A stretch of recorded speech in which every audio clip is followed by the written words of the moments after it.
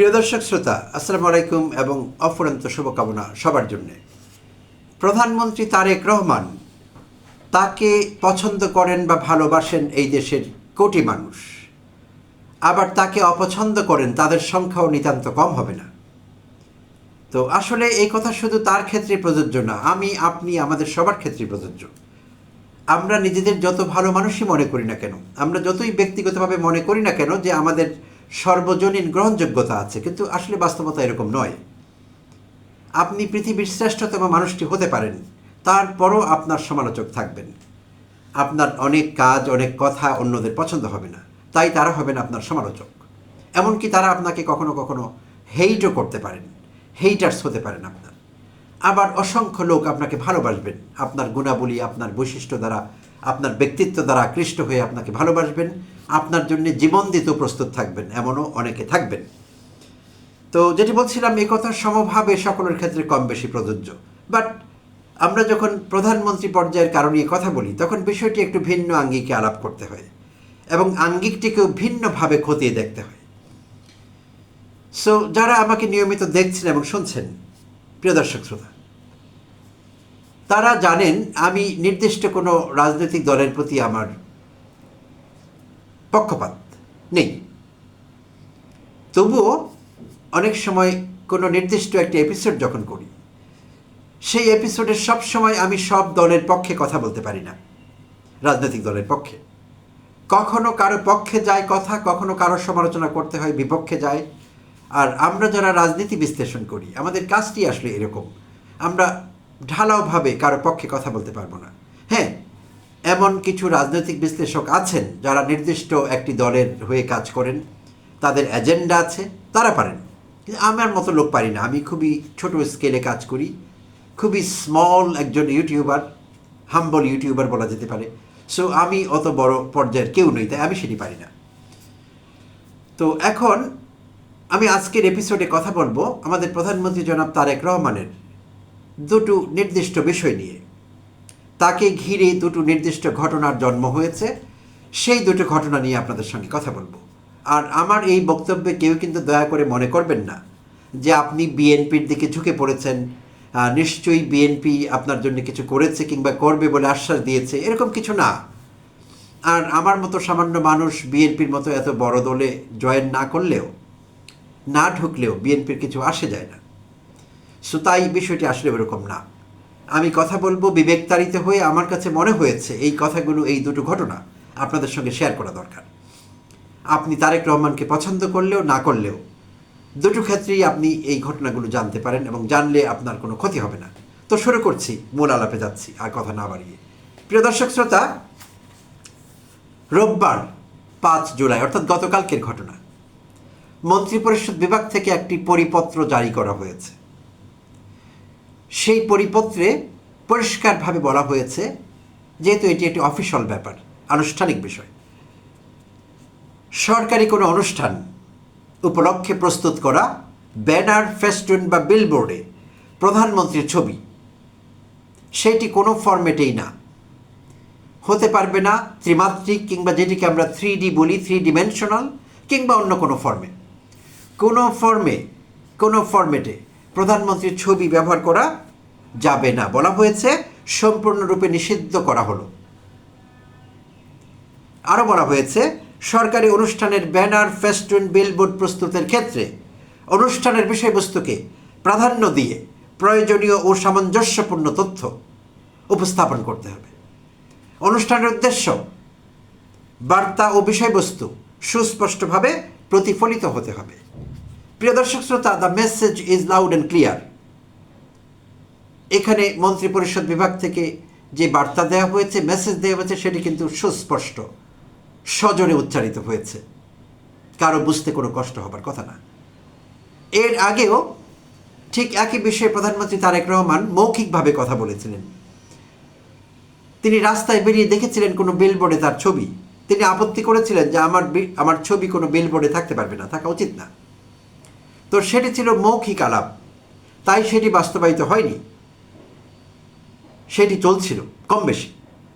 তো এবার এটিও সাম্প্রতিক ঘটনা। জানা গেছে সম্প্রতি তিনি তার গুলশানের বাসা থেকে সচিবালয়ে তার অফিসে যখন যাচ্ছিলেন রাস্তায় তিনি বিলবোর্ডে তার ছবি দেখেছিলেন, দেখে তিনি বিরক্ত হয়েছিলেন, আর তাই মন্ত্রিপরিষদ বিভাগকে নির্দেশ দেওয়া হয়েছিল এই বিষয়ে পরিপত্র জারি করবার জন্য, অর্থাৎ তার সেই চাওয়াটিকে অফিসিয়াল ফরম্যাট দেবার জন্য। তাই ঘটল।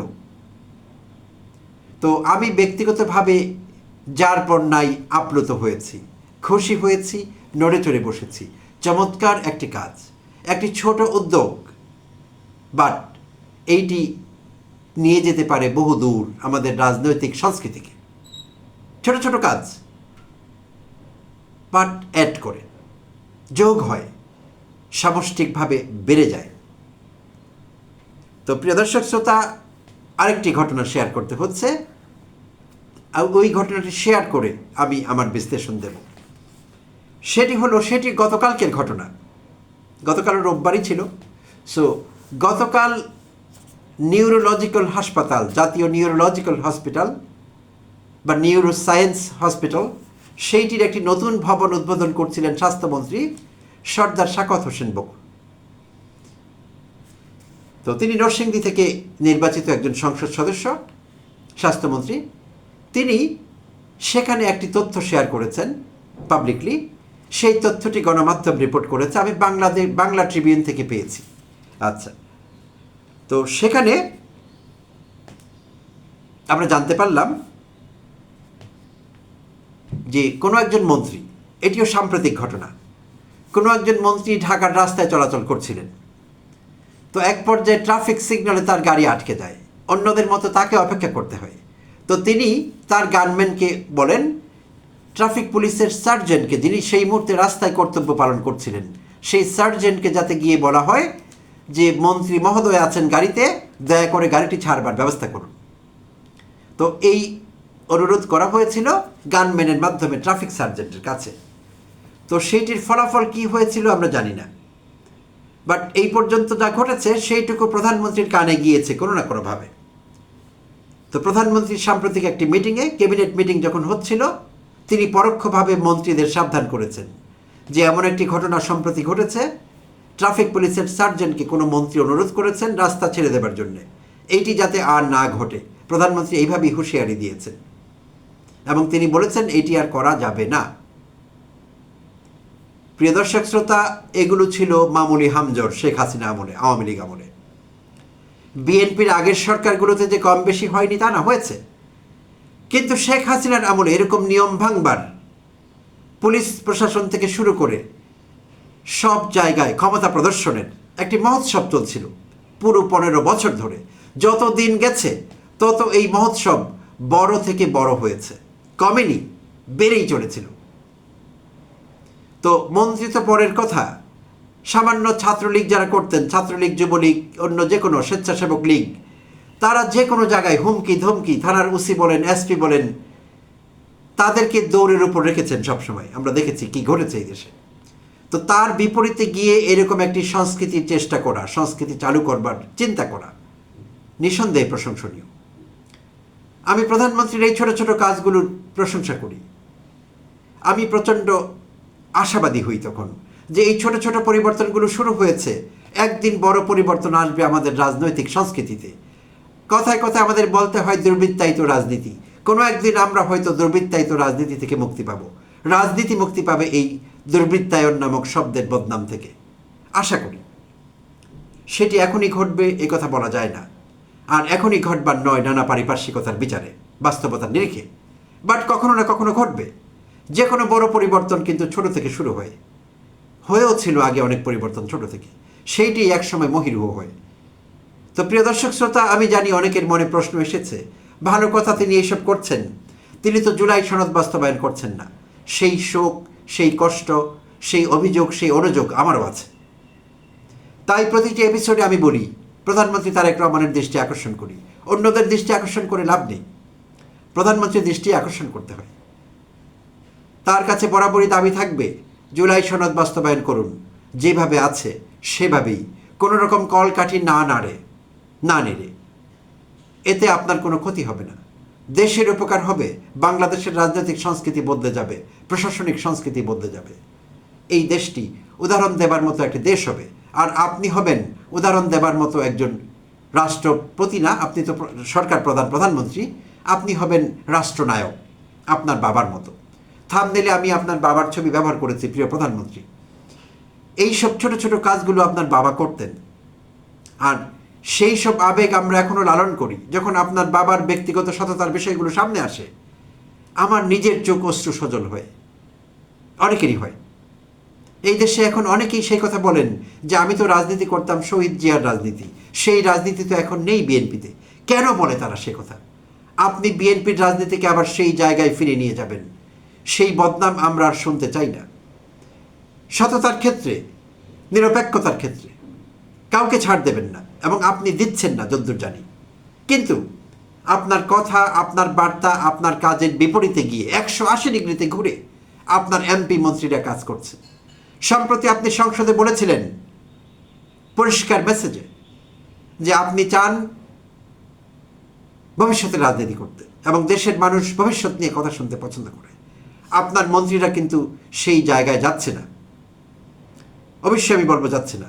কারণ 4 জুলাইয়ের যে অনুষ্ঠান আপনি উপস্থিত ছিলেন বাংলাদেশ চীন মৈত্রী সম্মেলন কেন্দ্রে, সেখানে আপনার আইনমন্ত্রী যে বক্তব্য দিয়েছে সেইটি রিকনসিলিয়েশনের কথা না, সেইটি আপনি ভবিষ্যতে রাজনীতি করবেন বলেছেন সেই কথা না। সালাউদ্দিন আহমেদ যে বার্তা দিয়েছে আপনার স্বরাষ্ট্রমন্ত্রী, সেইটি রিকনসিলিয়েশনের বার্তা না, বিভাজনের বার্তা। তাই শুধু আপনি বিশ্বাস করলে হবে না, আপনি বললে হবে না, এমপি এবং মন্ত্রীদের সেই রাস্তায় আনতে হবে, তাদেরকে সতর্ক বার্তা দিতে হবে। আপনার কথার, আপনার চিন্তার, আপনার বার্তার বিপরীতে তারা যাতে অবস্থান না নেন, তাহলে দেশের মানুষ ভুল বার্তা পাবে। দেশের মানুষ আপনার কথা এবং কাজের মধ্যে অসঙ্গতি খুঁজে পাবে, স্ববিরোধিতা হিসেবে দেখবে সেটি। সো এই ছোট ছোট বিষয়গুলো যেটি বলছিলাম ব্যক্তিগতভাবে আমাকে আপ্লুত করেছে। আমি খুবই ভালো বোধ করি যে এগুলো ঘটছে আমাদের দেশে, আগে কখনো ঘটেনি। তাই যত ছোট বিষয়টি যা আগে ঘটেনি নতুন করে ঘটছে, সেটির প্রশংসা আমাদের করতেই হবে। প্রিয় দর্শক শ্রোতা, দল মত নির্বিশেষে আপনি তারেক রহমানকে পছন্দ করেন আর না করেন, বিএনপি রাজনীতির ধারক বাহক আপনি হন না হন, ভালো কাজগুলোর প্রশংসা আমরা করব, খারাপ কাজগুলোর নিন্দা করব, এবং যেই সব দাবি আমাদের পূরণ হয়নি সেই সব দাবি আমরা করতেই থাকব। আমরা সবসময় উচ্চকণ্ঠ থাকব সেই সব দাবিগুলো আদায়ের ব্যাপারে, সেই বিষয়ে কোনো ছাড় হবে না, আন্ডার নো সার্কামস্ট্যান্সেস, কোনো কারণে না। অনেক অনেক ধন্যবাদ জানবেন সঙ্গে থাকবার জন্য। আবারও কথা বলবো অন্য কোনো এপিসোডে, অন্য কোনো সময়ে, অন্য কোনো বিষয় নিয়ে। এবং তার আগে একটি অনুরোধ করব, আপনি যদি আমার চ্যানেলে প্রথমবার দেখছেন আমার এপিসোড, তাহলে সাবস্ক্রাইব করে সঙ্গে থাকবেন, লাইক কমেন্ট শেয়ার করে আমার বক্তব্য অন্যদের কাছে পৌঁছে দিতে সাহায্য করবেন।